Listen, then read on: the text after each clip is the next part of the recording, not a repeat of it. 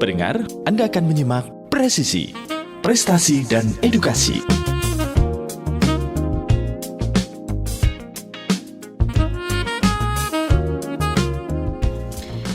Bismillahirrahmanirrahim. Assalamualaikum warahmatullahi wabarakatuh. Radio kesayangan Anda Persada FM, Pilihan Paskita dan Keluarga. Siarkan kebenaran, tebarkan kasih sayang. Ya, saudaraku pendengar Persada FM dimanapun Anda berada, bersyukur alhamdulillah atas nikmat dari Allah Subhanahu Wa Taala. Kita bisa bersua kembali pagi ini dalam gelaran Presisi, Prestasi dan Edukasi edisi Senin 3 Safar 1447 Hijriah atau di 28 Juli 2025. Bersama saya Fiana Shima, pendengar, kami akan hadirkan ya tentunya kisah inspiratif yang akan memberikan Anda semangat dan juga motivasi nih di Presisi, Prestasi dan Edukasi. Ya, dimanapun Anda berada pendengar, semoga pagi hari ini dalam keadaan sehat dan juga selalu dalam lindungan Allah Subhanahu Wa Taala. Tentunya juga selalu bersemangat begitu ya. Dan kita akan hadirkan ya kesempatan kali ini Presisi, Prestasi dan Edukasi bersama dengan mahasiswi fisioterapi Fakultas Ilmu Kesehatan UMS ya, yang berhasil meraih peringkat pertama Pilmapres Jawa Tengah 2025. Ini ada Kak Sami yang kita sapa ya. Assalamualaikum warahmatullahi wabarakatuh, Kak Sami. Wabarakatuh. Iya, bagaimana kabarnya Kak Sami? Alhamdulillah baik, Kak. Alhamdulillah baik. Nah, kalau saat ini akhir-akhir ini kesibukannya apa nih? Jadi kalau akhir-akhir ini kesibukannya kalau mahasiswa yang lain pada pulang ya, Kak. Kalau aku tetap stay di kampus karena masih harus persiapan Pilmapres di tingkat nasional. Selain itu juga karena masih aktif organisasi, biasanya kan ini transisi maba masuk nih, Kak. Jadi persiapan buat penyambutan mahasiswa baru juga. Oke. Wah, jadi banyak ya kegiatannya ya. Lumayan. Oke, dan ketika mengikuti Pilmapres ini tetap sibuk juga dengan organisasi begitu. Iya, betul, Kak. Kalau organisasinya apa ini yang diikuti nih, Kak? Organisasinya yang diikutin Ikatan Mahasiswa Muhammadiyah, Kak. Di Fakultas Ilmu Kesehatan, cuma baru aja demis kemarin, tapi masih punya tanggung jawab karena dulu sebagai ketua umum, terus akhirnya sekarang melanjutkan ke pimpinan cabang Ikatan Mahasiswa Muhammadiyah, karena kalau IMM itu ada tingkatan-tingkatannya gitu, Kak. Masya Allah, luar biasa sekali ya. Nah, ini terkait dengan kakak ini kan juara pertama ya Pilmapres Jawa Tengah begitu. Nanti akan mewakili Jateng di ajang Pilmapres nasional. Wah, ini luar biasa sekali. Nah, ini bisa perkenalan terlebih dahulu ya sebelum kita lanjut. Ini aslinya dari mana sih sebenarnya Kak Sami? Kemudian prodinya apa begitu, bisa disampaikan terlebih dahulu. Iya, terima kasih, Kak. Jadi aku aslinya dari Banten, terus program studinya dari fisioterapi Fakultas Ilmu Kesehatan Universitas Muhammadiyah Surakarta. Baik, ya dari program studi fisioterapi. Nah, ini kenapa sih Kak Sami pilih prodi fisioterapi ini? Sebenarnya ada hal yang unik ya, Kak. Mungkin kalau bisa dibilang ini rencana Allah gitu. Karena emang dulu pengennya itu yang penting di kesehatan gitu. Karena dulu tuh dari SMK perawat, terus sekarang di kuliah tiba-tiba masuk ke fisioterapi. Kadang orang juga nanya-nanya kayak kenapa nggak lanjut di perawatnya aja gitu. Tapi akhirnya milih fisioterapi karena ya diterimanya fisioterapi gitu. Tapi selain itu juga udah niatin, oh ya kalau misalnya nggak di perawat, aku mau di fisioterapi karena di fisioterapi itu kan prospek kerjanya juga luas banget. Terlebih lagi mempelajari tentang anak-anak juga gitu, karena kadang kan ada ya, Kak, stereotip dari masyarakat kayak udahlah perempuan gak usah kuliah tinggi-tinggi. Nah, kalau misalnya di fisioterapi itu aku ngerasa bisa membantah stigma tersebut gitu, karena yang aku pelajarin juga anak-anak gitu. Kalau misalnya ibaratnya kalau misalnya nanti aku nih jadi orang tua, itu masih bisa ilmuku dari kuliah tuh masih bisa diterapin buat anak-anakku nanti gitu.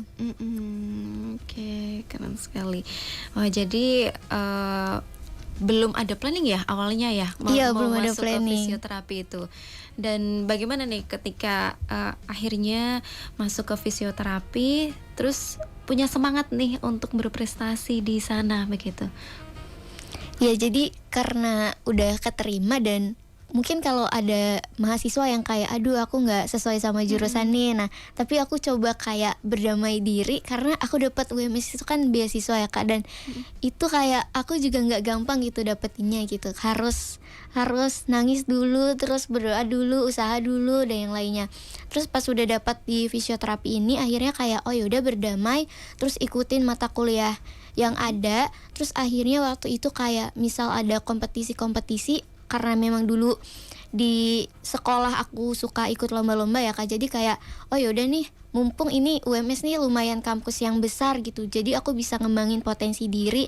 Terus akhirnya mulai ikut seleksi-seleksi lomba-lomba, mulai kayak ngikutin culture-nya orang Solo juga, culture-nya kampus juga, terus pilih-pilih temen yang kira-kira bisa suportif tapi enggak istilahnya selalu mendukung gitu. Terus mungkin kalau dari orang tua juga pesan kayak cari temen tuh yang masih ingat akhirat gitu, apalagi kalau misalnya di kuliah pasti agak susah juga nemuinya gitu. Nggak apa-apa kalau misalnya mau gaul kayak anak sekarang, nggak apa-apa, yang penting temennya nanti kalau misalnya waktunya sholat ya sholat gitu.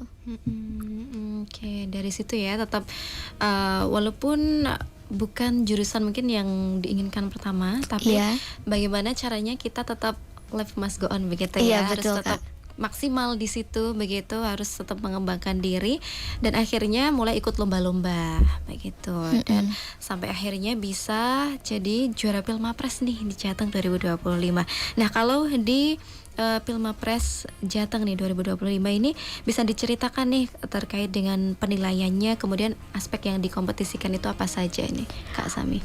Oke, mungkin aku mau ini dulu kali ya Kak, siapa tahu teman-teman ada yang pengen tahu perjalanan Pilmapres sebelum ke Jateng juga. Jadi memang perjalanan Pilmapres ini sangat-sangat panjang ya. Aku dulu semester 3 udah mulai nyoba daftar Pilmapres, tapi di tingkat fakultas, bahkan fakultas Kak, aku udah gugur.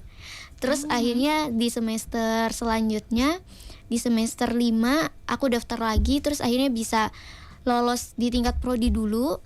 Terus abis itu di tingkat fakultas dulu, abis itu baru di univ, dan baru di wilayah gitu.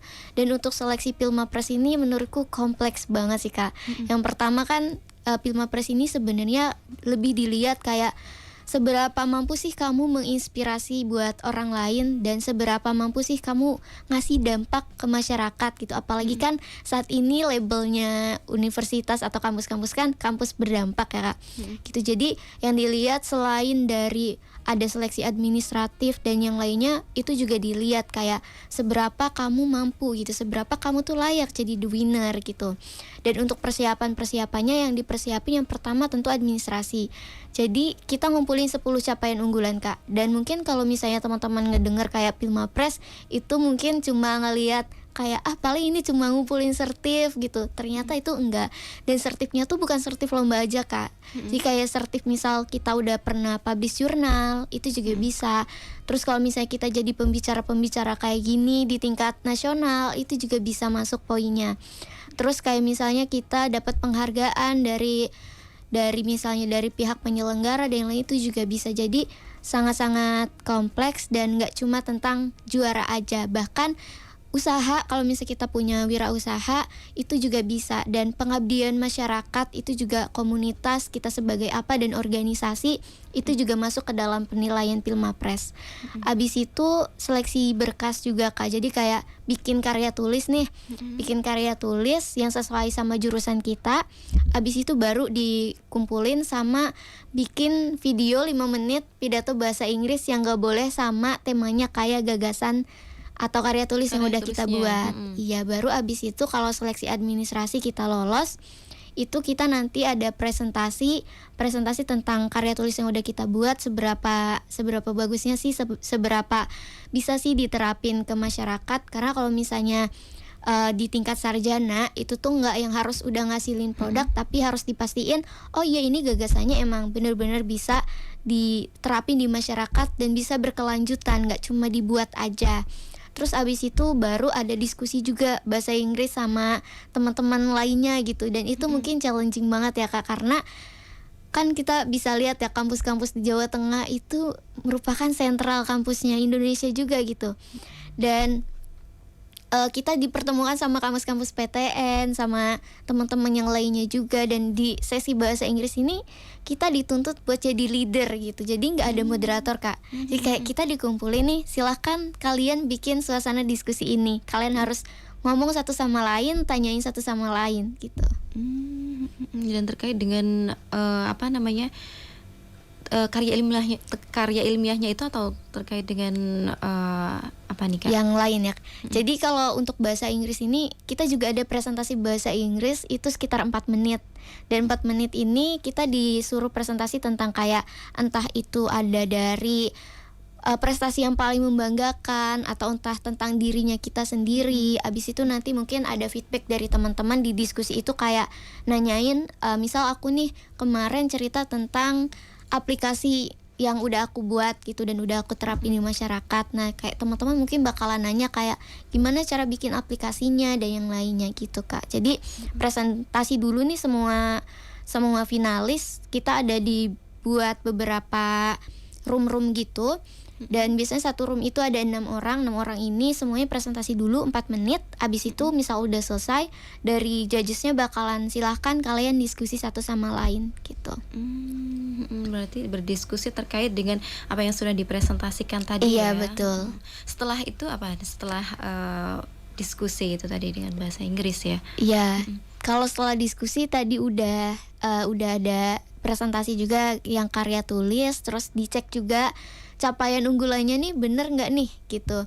Karena biasanya banyak capaian unggulan tuh yang terlalu high climb gitu, padahal itu biasa aja. Misalnya itu ternyata tingkat nasional tapi kita mengklaimnya internasional, dan itu dari dewan juri tuh beneran dicari di lewat internet ya, yang lain emang iya ini gitu. Jadi sumbernya tuh memang sekarang harus ada di internet juga info-info lombanya gitu. Dan dari juri mastiin ini tuh nasional apa enggak gitu, karena biasanya kadang misal dari kita ikut acara, misal dari HMP, misal dari universitas, itu kan kadang mereka mengklaim ini acara nasional, tapi hanya dari 2 provinsi aja gitu, dan itu belum termasuk nasional kalau di Pilmapres. Jadi minimal harus 3, begitupun harus juga 3 provinsi ya. Iya, begitupun juga dengan internasional, nggak boleh satu Asia Tenggara, tapi harus beda benua juga gitu. Dan itu minimal harus 3 benua gitu. Harus 3 benua juga. Iya. Oke. Dan berarti untuk para mahasiswa sekarang mungkin yang baru masuk juga ya.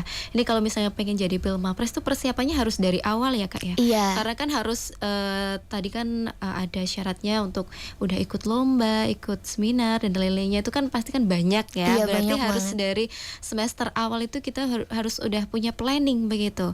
Begitu juga dengan Kak Sami. Berarti Iya. ketika masuk itu udah pengen nih jadi Pilmapres begitu ya, Kak Iya, ya? betul. Oke, baik. Nah, berarti ini kalau dari setiap proses-proses ini yang menurut Kakak ini paling apa ya yang harus benar-benar kita perhatiin atau butuh effort lebih itu apa sih, Kak?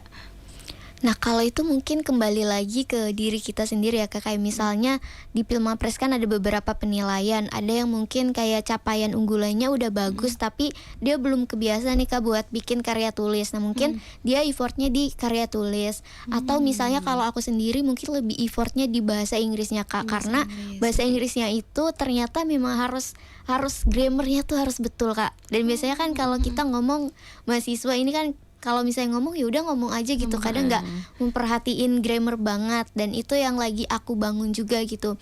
Terus mungkin juga pembawaan kita saat presentasi itu, kepercayaan diri itu menurutku harus dibangun banget gitu. Karena kalau misalnya kadang misal mapres sudah biasa ngomong di depan umum, tapi belum tentu kalau misalnya dihadapin sama mapres lain kan sama ya, kayak kita, sama keren-kerennya tuh sama kayak kita gitu. Nah, itu gimana pembawaan diri kita harus tetap tenang, harus tetap percaya diri, harus tetap oh ya aku bisa gitu. Nah, itu kadang yang masih susah buat mapres karena masih sama-sama insecure, masih sama-sama tegang satu sama lain, padahal sama-sama keren gitu. Oke, kalau dari Kakak apa nih yang dilakukan untuk mengatasi? Tadi yang pertama untuk terus upgrade bahasa Inggrisnya ya. Kemudian juga untuk terus meningkatkan kepercayaan dirinya. Kalau dari Kakak apa sih yang dilakukan gitu?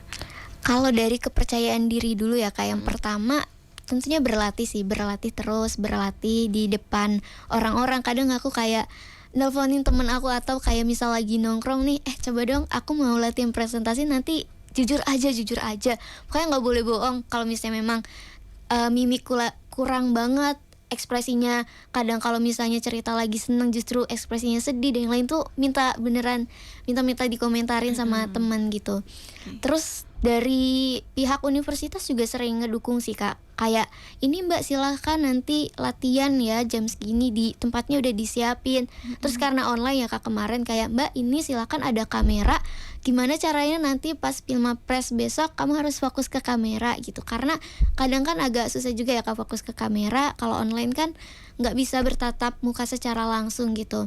Terus kalau untuk bahasa Inggris sendiri itu kalau di UMS ada mahasiswa asing. Nah jadi manfaatin mahasiswa asing, kayak ayo kita ngobrol apa aja.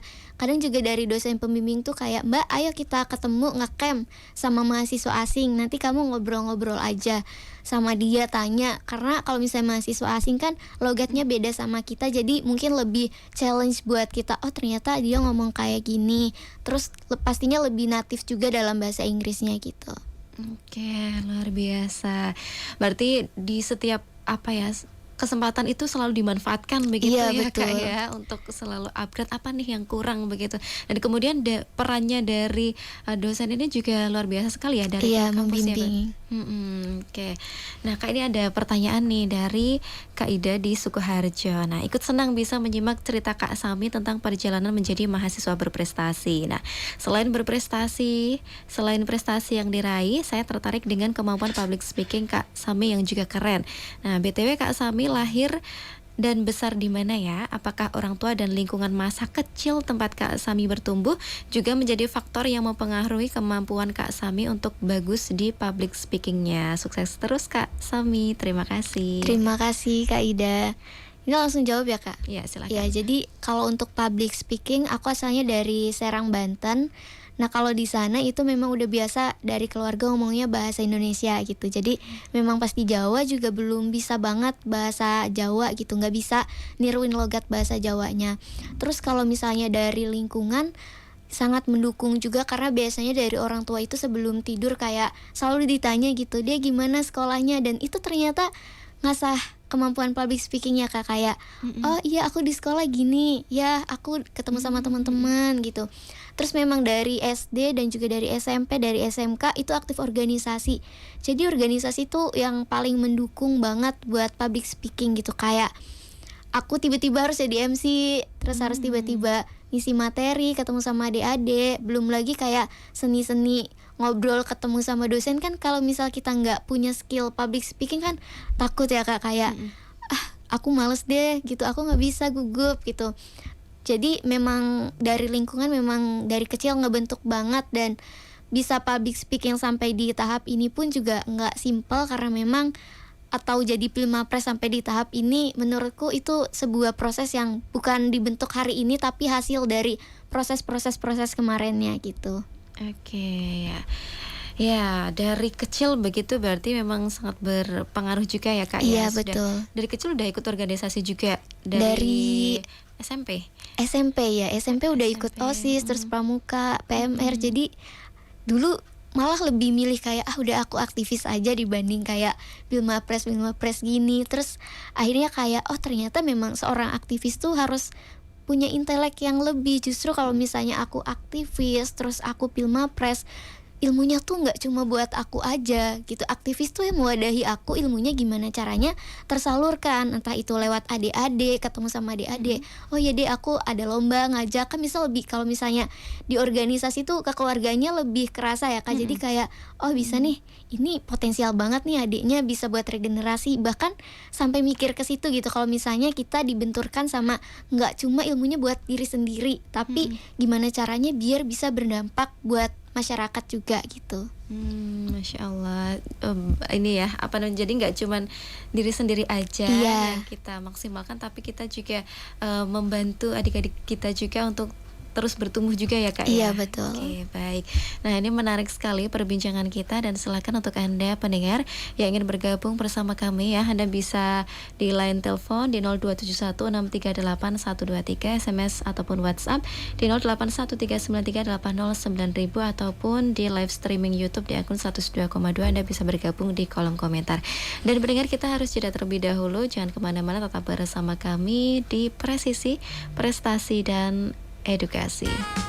Ya baik, saudaraku pendengar Prestasi FM dimanapun Anda berada, kita kembali di Presisi, Prestasi dan Edukasi. Kali ini bersama dengan Kak Samia, mahasiswa peringkat 1 Pilmapres Jateng 2025, dengan tema meniti jalan untuk terus berprestasi. Ya, ini tadi sudah diceritakan begitu ya, dari awal prosesnya gimana, kemudian semangatnya Kak ya untuk terus berprestasi begitu. Nah, kemudian kalau terkait dengan Pilmapres Jateng 2025 ini, kalau untuk karya ilmiahnya apa sih yang Kakak buat di Pilmapres ini?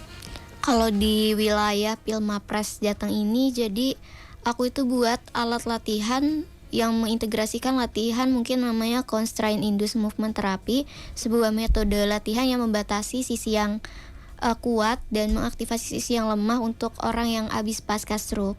Tapi ada syaratnya juga Kak untuk gagasan yang aku buat ini. Pertama, dia itu harus udah bisa duduk, kognitifnya baik, sama ototnya udah nggak spastik atau udah nggak kaku. Bisa kan kalau orang stroke kan sering kayak gini terus ya Kak. Nah, kalau misalnya alat atau gagasan aku ini harus yang udah bisa kayak gini, tapi dia kalau untuk menggenggam tuh masih kayak ibaratnya masih kayak Belum bisa ya, belum bisa, kuat gitu belum ya. kuat. Terus akhirnya bikin itu, dan itu alat-alatnya sederhana Kak. Jadi kayak aku manfaatin papan bekas yang ada di sekitar. Terus habis itu ada kayak rumput sintetis, itu buat ngelatih motorik kasarnya, sama ada wallpaper itu buat ngelatih motorik halusnya. Terus ada rubber band atau elastic band kalau di fisioterapi itu namanya kayak gitu. Terus itu buat latihan jari-jari gitu, gimana jari-jarinya biar bisa mengangkat kayak gini, terus bisa kayak gini juga. Dan itu ada level-levelnya gitu, kayak misal hari ini kita latihan yang level sekian, besok kita level sekian, tergantung progres dari pasiennya itu sendiri. Terus ada bola kasti juga. Nanti bola kasti itu kayak buat latihan menggenggam, biar biar kekuatan ototnya tuh meningkat gitu. Sama ada latihan koordinasi gitu, karena biasanya kalau misalnya orang stroke kan sarafnya yang kena, jadi biasanya kadang kayak kalau misalnya mau nunjuk ini agak susah dan yang lainnya. Terus akhirnya dibuat alat latihan koordinasi dari lampu yang kalau Kakak tahu lampu-lampu mainan yang buat anak kecil yang di mobil-mobilan, lampu LED yang kecil-kecil yang warna-warni itu. Oh, yang kecil-kecil banget itu ya Kak ya? Iya. Terus nanti ditutupin bekas lampu bekas yang kecil, ditutup kayak gini. Abis itu buat ada tombolnya. Nanti ada misal ada dari pihak keluarga sama pasiennya duduk berhadapan-hadapan. Nanti kayak pihak keluarga tuh nyalain lampu mana yang mau dinyalain. Nanti dari pasiennya sendiri itu tuh nyentuh lampu yang dinyalain. Jadi kayak mainan. Oh gitu. Berarti ini kalau yang misalnya ada rumput, ada wallpaper, itu berarti bentuknya kayak papan gitu atau gimana? Papan. Oh, papan. Papan yang kurang lebih ukurannya segini Kak, kayak kecil segini. Dan itu ada, maksudnya satu papan itu udah ada part-partnya ya, kayak Iya. rumput, wallpaper sama apa lagi gitu ya. Berarti itu totalnya ada berapa alat sih Kak itu yang dibuat untuk ini? Alatnya satu, cuma untuk latihannya tuh untuk 3 latihan.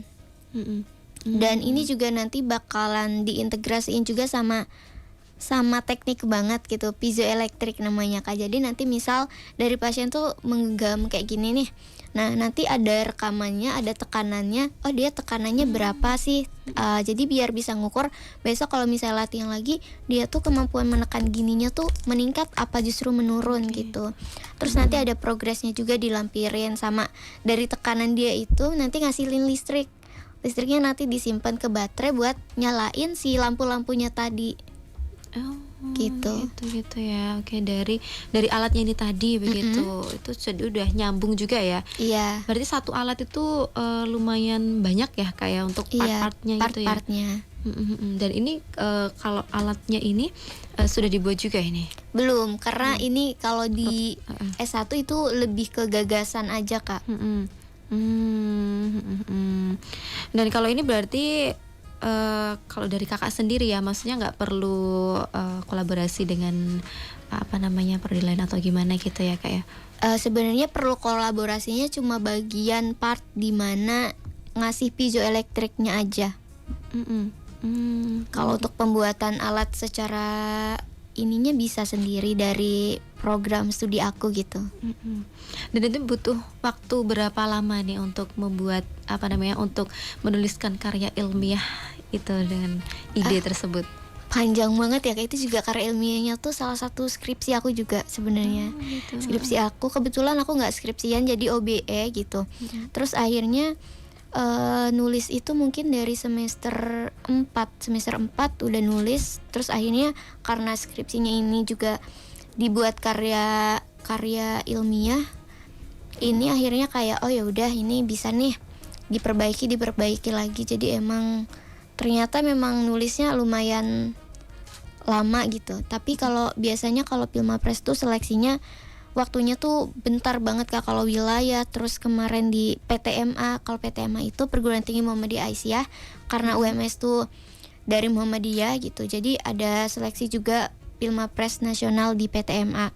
Itu cuma 5 hari 6 hari, jadi memperbaikinya tuh ya dalam waktu segitu, mencocokkan dengan apa yang dimau sama administrasinya mereka gitu. Berarti cukup singkat juga ya? Singkat, jadi sesingkat itu harus bikin poster-poster, gagasan karya tulis, video bahasa Inggris. Oke. Dan membuat atau persiapan sebanyak itu, ini kakak dibikin sendiri atau ada tim juga yang ikut membantu begitu? Ada tim supportingnya. Jadi kayak misalnya poster nih kak, kayak kalau waktunya udah mepet banget, jadi kayak minta teman kayak tolong didesainkan, aku maunya tapi tetap konsepnya dari kita gitu. Aku maunya kayak gini. Terus kalau misalnya latihan bahasa Inggris, ada dosen pembimbing yang kayak ini waktunya latihan bahasa Inggris ya silahkan gitu. Jadi kayak support dari ini juga, dari kemahasiswaan juga, kayak misalnya kurang apa nanti dibantu. Terus kayak checking dokumen, itu kan lumayan ada 10 dokumen yang itu harus bisa membuktikan apa yang aku ucapkan di ininya, di bukan persyaratan ya, di aku menang ini gitu, harus bisa dibuktiin. Biasanya tuh harus ada poster dari lombanya itu sendiri, pesertanya, daftar pesertanya. Kalau misal lombanya di semester 2 kan itu harus nyari ya kak. Iya, jadi memang dengan waktu yang kayak gitu sampai di spend kak, nggak masuk kuliah waktu itu ya. Karena memang banyak banget ya kak yang dipersiapkan begitu. Oke. Ya, dan setelah Filmapres ini kan nanti kan mewakili Jateng begitu ya ke Filmapres nasional lah. Ini nanti apa nih yang akan dipersiapkan Kak Sami begitu? Udah persiapan pertama perbaikan karya tulis, terus yang kedua itu lagi menyusun ini juga capaian unggulannya, terus lagi latihan pidato bahasa Inggris yang biar kayak gestur, terus pronunciation, terus grammarnya itu benar-benar yang menunjukkan juara gitulah ya. Oke. Jadi kalau untuk karya ilmiahnya ini sudah diperbaiki juga ya berarti ya. Tinggal untuk latihan nanti untuk presentasi juga ya Kak iya, ya. Betul. Oke, baik. Dan tentunya kesuksesan ini begitu ya, untuk sampai di tahap ini kan juga tidak mudah begitu. Kemudian banyak sekali pengalaman juga tentunya yang betul. ikut membantu kakak begitu ya untuk sampai saat ini begitu, dengan ikut banyak organisasi juga begitu. Nah ini kalau dari kakak bagaimana sih caranya untuk mengatur waktu begitu agar bisa tetap kuliah, kemudian juga berprestasi tentunya, dan tetap ikut organisasi juga begitu? Jadi kalau untuk cara mengatur waktu biar bisa balance di semuanya Kak, kalau misalnya waktunya kuliah ya usahain jangan ada yang mengganggu gitu, apalagi organisasi, jangan sampai organisasi aku itu mengganggu kuliah gitu, karena biasanya banyak gitu kayak organisasi-organisasi yang justru ngeganggu kuliah, entah itu jadinya jarang masuk ke kuliah atau rapat-rapat yang mungkin gak bisa ditinggalin. Nah aku konsisten kayak waktunya kuliah aku harus kuliah gitu. Terus kalau untuk lomba sendiri sebenarnya aku emang punya targetan sendiri Kak. Kayak misal 1 bulan aku harus menangin berapa lomba, itu ada targetannya. Biasanya kalau 1 bulan itu aku minimal tiga kejuaraan di nasional maupun di internasional. Jadi nge-challenge, oh ya bulan ini aku harus lombanya minimal 3, terus bulan besok aku kayaknya fokus ke bikin jurnal aja, tahun besok kayaknya aku lebih fokus ke project sosial aja. Jadi memang sudah terplanning gitu, jadi udah nggak bingung lagi kayak oh ya ini waktunya aku ngapain ya. Jadi udah kayak oh ya minggu ini kalau libur aku harus nyicil ini gitu. Tapi memang pada saat implementasi itu nggak semudah itu sih Kak. Aku juga ngerasain kayak stresnya gitu, stresnya kerasa banget gitu untuk ngebagi waktu. Tapi alhamdulillahnya tuh ketolong karena dari dulu udah biasa gitu, hektik kayak gitu dari dulu, dari SMK itu udah biasa ikut banyak organisasi sama tapi tetap bisa capai prestasi gitu. Dan akhirnya itu habits yang kebawa di kuliah. Jadi habitsnya itu sebenarnya kebentuknya bukan sekarang. Jadi kalau dibilang nyusun strategi dari sekarang, sebenarnya tanpa disadari aku udah nabung dari SMK gitu untuk manajemen waktu itu sendiri. Oke. Dari kebiasaan-kebiasaan itu ya Kak ya sudah Iya. terbentuk sendiri secara alami begitu ya, karena udah terbiasa banyak kesibukan dan banyak target juga ya yang ingin dicapai, jadi udah langsung otomatis ketata ini nanti kegiatannya ini gitu.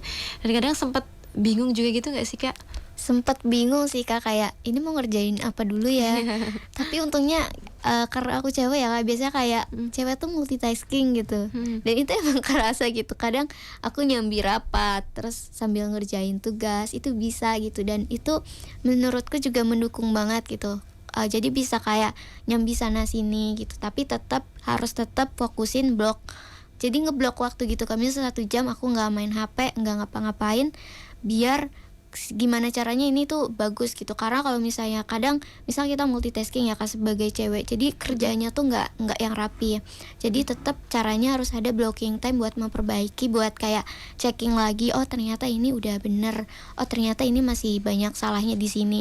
Dan biasanya waktu yang terbaik tuh subuh sih Kak. Subuh tuh waktu-waktu yang terbaik kayak buat ngafal, buat ini. Jadi kalau misalnya aku ujian, tetap terbesarnya itu belajar itu pas di kelas. Jadi nggak yang di kelas tuh main HP apa gimana, tetap fokus. Karena apalagi kita ya mahasiswa, itu harus tentuin dulu gaya belajar kita tuh yang kayak gimana sih. Apa cuma denger doang kita udah bisa, atau harus ditulis, atau harus kinestetik. Nah kalau aku kebetulan itu nggak yang auditori, tapi lebih ke nulis, visual, sama jalan-jalan gerak gitu. Entah itu tangannya yang gerak gitu, itu jadi lebih bisa merangsang atau masuk informasinya ke otak gitu. Dan akhirnya jadi punya, oh ternyata aku basicnya kalau belajar kayak gini. Terus cari waktu terbaiknya juga, kayak ada mungkin orang-orang yang waktu terbaiknya mungkin sore gitu, karena sore waktunya lebih rileks dan yang lain. Nah tapi kalau aku lebih ke pagi tuh buat yang mikir banget, yang hard banget. Kalau malam itu cuma buat kayak baca-baca, perkuat pondasi dulu, nanti yang finalnya itu di pagi gitu. Jadi memaksimalkan waktu pagi itu untuk yang berat-berat dulu gitu Iya, ya Kak berat-berat ya. dulu. Oke, kalau dari skala prioritas nih, kalau dari Kakak gimana nih? Untuk menjalani semuanya itu? Kalau skala prioritas sih yang pertama tentu harus kuliah dulu ya, karena itu kan bentuk tanggung jawab kita terhadap diri sendiri, terus terhadap orang tua juga. Abis itu mungkin aku bisa kalau misalnya skala prioritas mungkin aku bisa habluminallah dulu kali ya Kak. Abis itu baru masalah tentang intelektual kita, berarti kuliah kita. Baru abis itu masalah tentang humanitas kita atau ke sesama sekitar gitu. Jadi kalau organisasi itu udah pasti abis kuliah dulu, prioritas kuliah dulu baru organisasi. Kalau untuk lomba-lomba sih aku nggak yang ini banget ya Kak, nggak yang ngerasa terbebani banget, karena emang aku suka, jadi enjoy. Jadi kayak misalnya ada waktu kosong, itu aku kayak oh ya ini lumayan nih gitu. Dan aku tuh kadang jadiin lomba tuh juga buat bisnis, bisnis diri sendiri. Kayak kalau di UMS tuh misal menang lomba, itu apresiasi uang insentifnya tuh bisa 1 juta, 2 juta gitu. Jadi kemarin aku keluar negeri, ke Malaysia sama ke Jepang, itu pure aku manfaatin uang-uang dari insentif prestasi-prestasi. Bahkan orang tua aku nanya, ini kamu uang dari mana deh? gitu. Ternyata Oh, ngumpulinnya oke. dan itu juga nggak kerasa banget sih gitu. Oh jadi ke luar negerinya tuh buat jalan-jalan gitu ya? Buat Apa? lomba juga Oh buat Kak, lomba tapi juga. sekalian Sekalian jalan-jalan. jalan-jalan dari Iya. uang-uang yang apa namanya dari lomba-lomba itu tadi Iya, ya? jadi lomba online. Kalau online kan kita nggak harus ngeluarin uang buat Iya, transport dan yang heeh. lain. Online dulu nih. Aku strateginya banyakin biar dapat banyak insentif, banyak uang. Habis itu baru udah nih udah bisa nih ke luar negeri. Baru tuh Kak beli tiket ke luar negeri gitu. Terus kalau uang dari luar negeri udah ngabisin uang, baru kembali lagi ke online lagi gitu. Oke, emang beda ya caranya orang pintar untuk nyari duit. Gitu ya caranya ya. Oke, baik. Dan kalau saat ini nih selain dari Pilmapres nasional yang akan dipersiapkan, yang akan dilakukan nanti, ada target lain nggak dari Kak Sami begitu?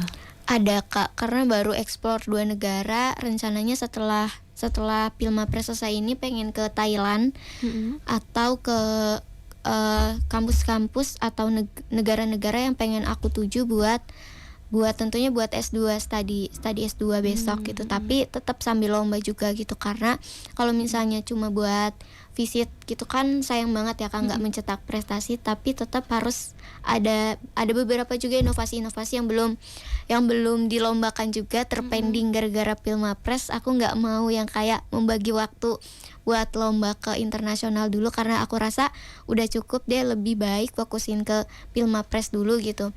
Terus habis itu mungkin karena udah mahasiswa akhir ya, mungkin lebih ke fokus ke persiapan-persiapan buat wisuda, sama nanti mungkin fokus ke persiapan buat beasiswa S2-nya gitu. Sama ini lagi berusaha sih Kak buat merintis kayak komunitas-komunitas khususnya buat pemberdayaan sosial gitu. Baik, menarik sekali. Ya, berarti banyak juga yang ingin dicapai begitu Iya. ya. Dan ini rencananya memang ingin kuliah di luar negeri kalau untuk S2-nya. Iya, rencana sih begitu ya Kak, tapi tetap sih pengennya kembali lagi ya, mungkin izin ke orang tua dulu juga. Kemarin sebenarnya sempet diizinin buat ya silakan ke luar negeri gitu. Tapi sebenarnya kayak ada beberapa pemikiran entah itu dari teman-teman kayak kenapa nggak di Indonesia aja.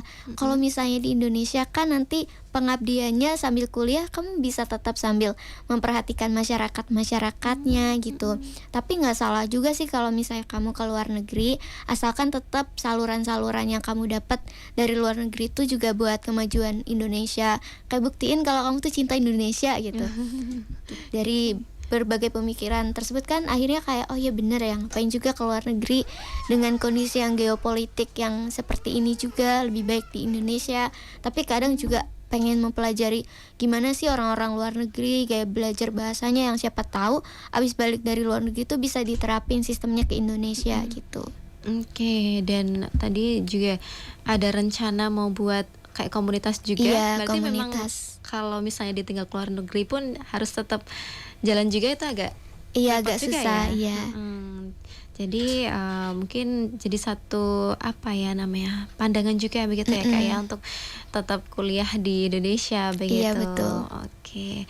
Dan kalau untuk komunitas-komunitas yang lain itu memang dari diri sendiri juga ya, ingin membuat komunitas Iya, gitu. dari diri sendiri. Sama mungkin hasil dari kayak event-event kayak pengabdian gitu kan biasanya banyak ya. Kemarin tuh aku dapat pendanaan sekitar 8 juta kalau nggak salah dari BUMN sama Telkom University, jadi buat aplikasi buat pencatatan posyandu gitu. Nah tapi itu aku belum selesai buat ngasih tahu ke daerah-daerah lainnya gitu. Jadi pengennya aku pengen tetap lanjutin, siapa tahu aplikasinya bisa kepake gitu. Apalagi aku dari kesehatan jadi relevan banget kan, relevan banget buat diteruskan ke masyarakatnya gitu. Masya Allah, luar biasa sekali ini apa namanya kemampuannya itu tidak hanya untuk diri sendiri Iya, ya Kak ya, memang betul. harus bermanfaat juga ya untuk orang lain, untuk masyarakat begitu. Baik, dan ini mungkin ada pesan ataupun tips juga ini untuk para mahasiswa biar semangat juga tentunya untuk berprestasi seperti Kak Sami nih. Yang penting harus coba selalu bilang iya pada setiap kesempatan, karena kalau misalnya kita udah ada peluang tapi kita nggak bilang iya, pastinya itu juga nggak bakal terjadi. Terus kalau misalnya kita memang mau bener-bener berprestasi, jangan lupa integrasiin agama kita sama sama keilmuan kita, karena keduanya tuh menyatu gitu. Karena kita bisa sampai di tahap ini tanpa izin kuasa yang maha kuasa gitu.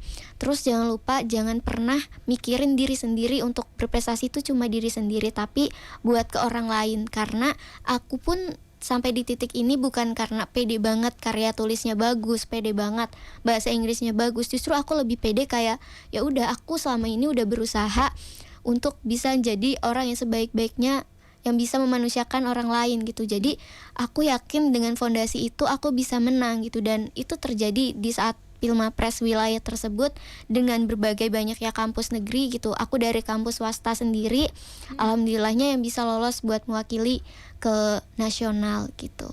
Insya Allah harus tetap dicoba ya Kak. Iya, berarti betul. ya. Oke, baik. Dan kemudian ini mungkin ada yang ingin ditekankan lagi nih untuk para pendengar setiap Persada FM ataupun mungkin para mahasiswa yang mungkin menyimak di kesempatan kali ini.